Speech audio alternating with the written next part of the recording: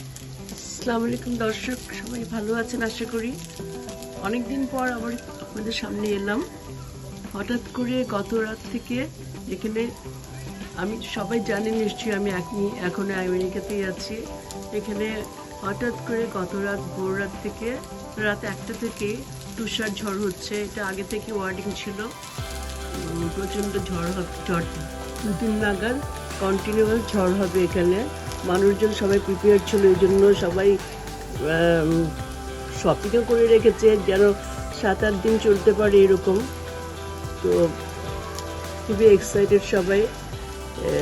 খুব হেভি ঝড় হচ্ছে, হেভি এখনও তুষার হচ্ছে, অ্যাকচুয়ালি এখনও ঝড় কন্টিনিউয়াস হয়েই যাচ্ছে রাত থেকে। এখনও বরফ পড়ছে এবং রাস্তাঘাট বাড়িঘর সব ডুবে আছে বরফের চাদরে। স্কুল তো বন্ধ করেছেই, সবাই দোকানপাটও বন্ধ রাখবে এবং বাসায় থেকে হয়তো ওয়ার্ক ফ্রম হোম করবে। এই আর কি অবস্থা। ভাবলাম সবাইকে আপনাদেরকে একটু শেয়ার করি এবং দেখাই যে কীরকম ঠান্ডা, প্রচণ্ড ঠান্ডা, বরফ এবং কনকন ঠান্ডা, মানে বের হওয়া যাচ্ছে না। তারপর আমি কোনো রকমে একটু বাইরে দাঁড়িয়ে আপনাদেরকে একটু শেয়ার করছি।